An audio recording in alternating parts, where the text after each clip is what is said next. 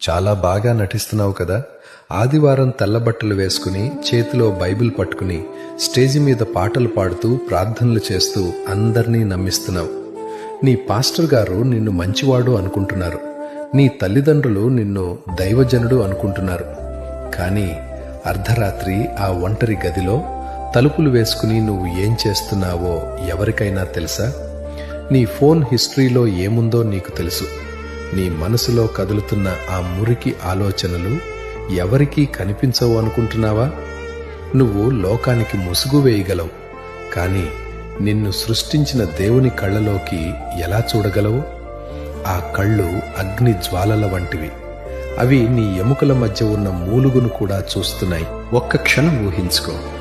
ఈరోజే నీ ఆఖరి రోజు అయితే, ఈరోజే ఆ యేసుక్రీస్తు మేఘాల మీద వస్తే, లోకమంతా చూస్తుండగా దేవదూతల ముందు నువ్వు రహస్యంగా చేసిన ఆ అసహ్యమైన పనులన్నీ ఒక పెద్ద స్క్రీన్ మీద ప్లే అవుతుంటే నీ పరిస్థితి ఏంటి?